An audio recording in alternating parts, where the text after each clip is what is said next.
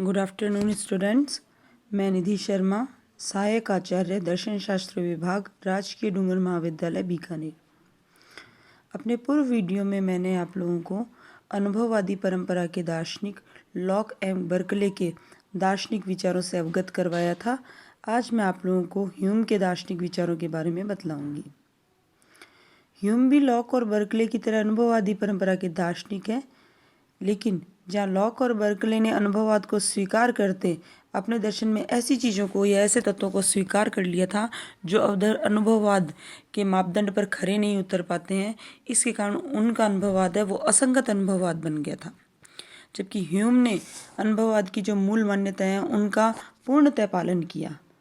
उनके अनुसार विशुद्ध अनुभववाद या प्रत्यक्षवाद के आधार पर जड़, जगत, आत्मा और ईश्वर के अस्तित्व को सिद्ध नहीं किया जा सकता। लॉक ने अपने दर्शन को जड़वाद से संबंधित करके अनेक कठिनाइयां उत्पन्न कर दी थी, और बर्कले ने यद्यपि अपने दर्शन में जड़वाद से तो खुद को मुक्त कर लिया था, लेकिन आत्मा और ईश्वर की सत्ता को स्वीकार करके अध्यात्मवाद को स्थापित करने का प्रयास किया।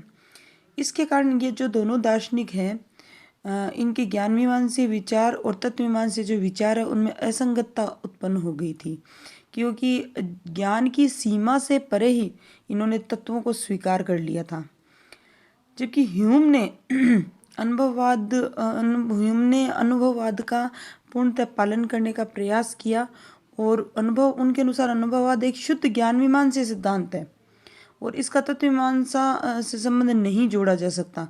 ह्यूम ने अपने दर्शन में बर्कले द्वारा जो एक युक्ति, एक सत्य स्थापित किया था, सत्यम दृश्यम, इस सिद्धांत का उसने अक्षरश पालन किया और इसके आधार पर उन्होंने जड़, आत्मा, ईश्वर, इनकी सत्ता को अस्वीकृत कर दिया।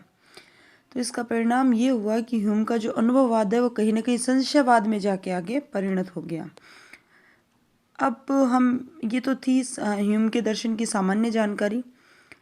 अब हम बात करेंगे ह्यूम के ज्ञान सिद्धांत की, थियोरी ऑफ नॉलेज। सबसे पहले लॉक ने ज्ञान मीमांसा को तत्व मीमांसा का पूर्ववर्ती बताया। वो कैसे? लॉक के अनुसार तत्व के अनुशीलन से ज्ञान के स्रोत, ज्ञान के स्वरूप, ज्ञान की प्रामाणिकता और उसकी सीमाओं आदि पर विचार करना महत्वपूर्ण है। क्यों? क्योंकि ताकि हम तत्व के स्वरूप को भली भांति निर्धारित कर सकें, हम जान सके तत्व के स्वरूप को। तो इस परंपरा का लॉक के पश्चात जो बर्कले दार्शनिक आए उन्होंने भी अनुशीलन किया, और बर्कले के पश्चात में जब ह्यूम आए तो ह्यूम ने भी अपने दर्शन में जब ज्ञान मीमांसा प्रश्न है इन सब का समाधान करते हुए अपनी ज्ञान मीमांसा सिद्धांत अनुभववाद की स्थापना की। अब बात करते हैं हम ज्ञान के स्रोत की। लॉक और बर्कले की तरह ह्यूम भी एक अनुभववादी दार्शनिक है, इसलिए वो भी उन्हीं के समान अनुभव को ही ज्ञान का एकमात्र स्रोत मानते हैं। और लॉक की वादी ह्यूम भी संवेदन और स्वयं संवेदन को ज्ञान का स्रोत मानते हैं, और इन दोनों को, संवेदन और स्वयं संवेदन को, वह कलेक्टिवली अपने दर्शन में संस्कार नाम से अभिहित कर देते हैं। संस्कार मतलब इम्प्रेशन नाम से उसको इंगित करते हैं, और इसका लगभग वही अर्थ है जो लॉक के दर्शन में संवेदन और स्वयं संवेदन का था। तो संवेदन और स्वयं संवेदन को कलेक्टिवली ह्यूम के दर्शन में संस्कार कह दिया गया। ह्यूम के अनुसार संवेदन, स्वयं संवेदन अर्थात सरल संस्कार ही ज्ञान के मूल स्रोत है। इन्हें सरल संस्कार भी बोल सकते हैं, और यही ज्ञान के मूल स्रोत है। इन्हीं से विज्ञानों व अन्य जो मिश्र संस्कार है या मिश्र प्रत्यय बोल दो, उनका निर्माण होता है। अब बात करते हैं ज्ञान के घटक तत्व की। ह्यूम के अनुसार हमारा समस्त ज्ञान जो है वो परसेप्शंस मतलब प्रत्यक्षों से मिलकर बना होता है, और प्रत्यक्ष वो दो प्रकार के होते हैं। पहला संस्कार यानी इम्प्रेशन, दूसरा विज्ञान यानी आइडिया। अब संस्कार क्या है?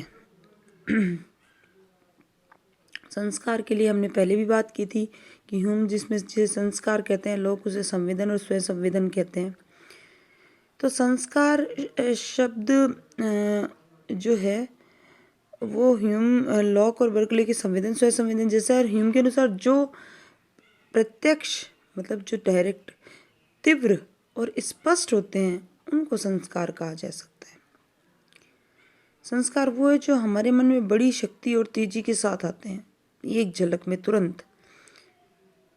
इसके अंतर्गत ह्यूम सभी इंद्रिय संवेदन जो हमें होते हैं, मनोवेग और भावनाएं जो हमें महसूस होती हैं, इन सबको इसी के अंतर्गत रखते हैं। यानी वो चीज़ें जो हमारे मन में तुरंत और पहले प्रवेश करती है, इतनी स्पष्ट, इतनी तीव्र होती है कि तुरंत प्रवेश करती है, वो सब संस्कार कहलाती है। दूसरा है विज्ञान। ह्यूम के अनुसार जो प्रत्यक्ष, क्षीण और अस्पष्ट होते हैं, मतलब जो संस्कार से कम होते हैं, तीव्र, उनसे कम प्रत्यक्ष वाले होते हैं, उनसे कम स्पष्ट होते हैं, वो विज्ञान कहलाते हैं। ह्यूम स्वीकार करते हैं कि कभी कभी विज्ञान है वो पर्याप्त, तीव्र और स्पष्ट होते हैं, जबकि संस्कार क्षीण और अस्पष्ट होते हैं।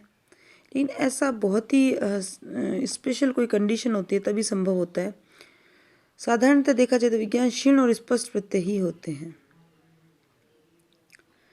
ह्यूम के अनुसार विज्ञान है वो संस्कारों के ही प्रतिबिंब हैं, जो कि विज्ञान या चिंतन में प्रयुक्त होते हैं।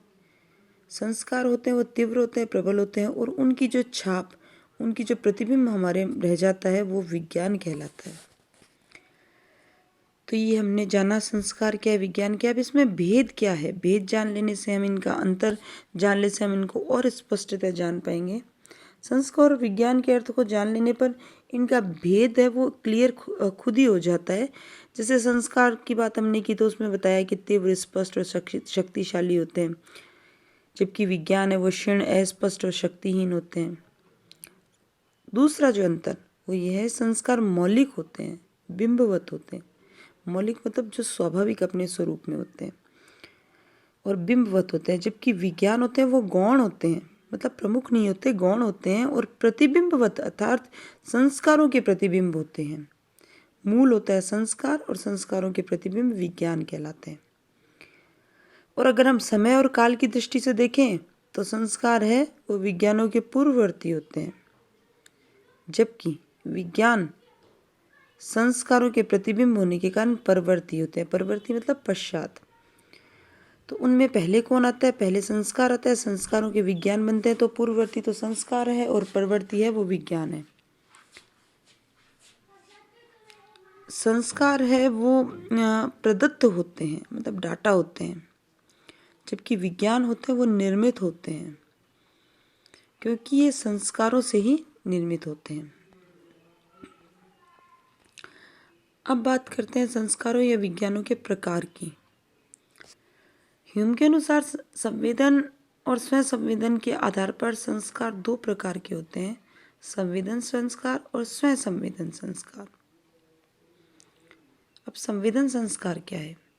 ह्यूम के अनुसार ये संस्कार हमारे अंदर अज्ञात कारणों से उत्पन्न होते हैं। अज्ञात कारण यानी जड़ पदार्थ के स्वरूप को अज्ञात या अज्ञेय मानते हैं। तो इस प्रकार इन संस्कारों को, ये जो चीज़, इनसे उत्पन्न जो संस्कार होते हैं वो अज्ञात होते हैं। क्यों? क्योंकि वो अज्ञात कारणों से उत्पन्न होते हैं, हमें इनकी जानकारी नहीं होती विषय वस्तु की। दूसरा है स्वयं संवेदन संस्कार। ये संस्कार अधिकतर हमारे विज्ञान से उत्पन्न होते हैं। इन संस्कारों के उत्पन्न होने की प्रक्रिया क्या है ये देखो। सर्वप्रथम कोई संस्कार इंद्रियों पर आघात कर किसी प्रत्यक्ष को उत्पन्न करता है। कोई भी संस्कार वो इंद्रियों के माध्यम से, इंद्रियों पर आघात करके किसी प्रत्यक्ष को उत्पन्न करता है। जब ये संस्कार तो नष्ट हो जाता है, इसके बाद इसकी क्या छाप रह जाती है, हमारे मन में प्रतिलिपि रह जाती है, उसको हम क्या कहते हैं, विज्ञान कहते हैं। और ये विज्ञान ही दूसरे नए संस्कारों को उत्पन्न करता है। इन नवीन संस्कारों को क्या कहा जाता है? स्वयं संवेदन संस्कार कहा जाता है, क्योंकि ये विचार और चिंतन के आधार पर निर्मित होते हैं। संस्कारों के एक अन्य प्रकृति से दो भेद और होते हैं, सरल संस्कार और मिश्र संस्कार। ह्यूम के अनुसार जो संस्कार संवेदन, स्वयं संवेदन से उत्पन्न होते हैं वो तो सरल संस्कार होते हैं, और जो संस्कार दो या दो से अधिक सरल संस्कारों से निर्मित होते हैं वो मिश्र संस्कार होते हैं। जो सरल संस्कार होते हैं वो मौलिक होते हैं, और यही हमारे ज्ञान के मूल स्रोत होते हैं, मूल घटक होते हैं, जिससे दूसरे अन्य संस्कार और विज्ञान निर्मित होते हैं। कुछ इस प्रकार का डिवाइडेशन लॉक ने भी किया था। अब है विज्ञानों के प्रकार। ह्यूम के अनुसार सरल और मिश्र संस्कारों के भांति विज्ञान भी सरल और मिश्र प्रकार के होते हैं। सरल विज्ञान सिंपल आइडियाज, मिश्र विज्ञान कॉम्प्लेक्स आइडियाज। सरल विज्ञान उन विज्ञान और प्रत्ययों को कहा जाता है जो संवेदन और स्वसंवेदन या दोनों से प्राप्त होते हैं और जिनमें कोई प्रकार का भेद या फिर वियोजनीयता मतलब उनके पृथक कर पाना संभव नहीं होता। ये मूल रूप से बिंब स्वरूप होते हैं और ये अपने मूल बिंबों के प्रतिबिंब है। इनके मूल बिंब होते हैं और ये अपने मूल बिंबों की क्या है, प्रतिबिंब है। ये स्वयं मूल बिंब नहीं होते, ये इनके मूल बिंब होते हैं और ये अपने मूल बिंबों के प्रतिबिंब कहलाते हैं, रिफ्लेक्शन। अब है मिश्र विज्ञान। मिश्र विज्ञान उन विज्ञानों को कहा जाता है जो सरल विज्ञानों के मिश्रण से बनते हैं। ह्यूम के अनुसार इन सरल विज्ञानों के विपरीत सरल जो भेद और वियोजनीयता संभव है, अर्थात इन संस्कारों के घटक तत्वों में भेद किया जा सकता है, ये मिश्र विज्ञान कहलाते हैं। ह्यूम कहता है कि जो सरल विज्ञानों के ये मूल बिंब होते हैं किंतु इनके मूल बिंब होना अनिवार्य नहीं होता। ये स्वयं तो सरल विज्ञानों के मूल बिंब होते हैं लेकिन इनका भी मूल बिंब हो ये कोई जरूरी नहीं है। अब एक अन्य दृष्टि से देखा जाए तो विज्ञानों के दो प्रकार हो रहे, स्मृति विज्ञान और कल्पना विज्ञान। अब बात करते हैं स्मृति विज्ञान की।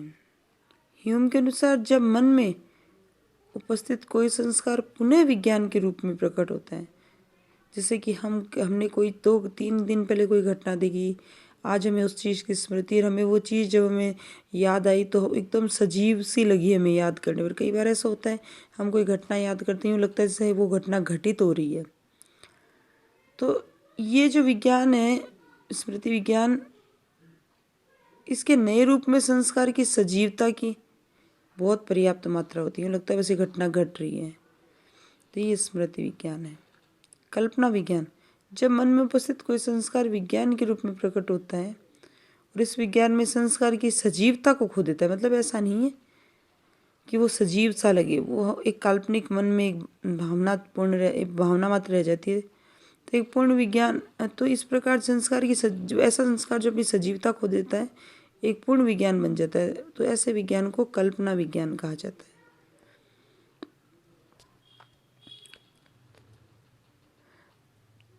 अब हम चर्चा करेंगे अपने अगले वीडियो में ज्ञान के प्रकार की, कि ह्यूम ज्ञान कितने प्रकार के मानते हैं, ज्ञान की प्रामाणिकता के बारे में ह्यूम क्या बतलाते हैं। तो आगे जो इसके ज्ञान ह्यूम के ज्ञान संबंधी विचार है, इसकी हम आगे आने वाली वीडियो में हम चर्चा करेंगे।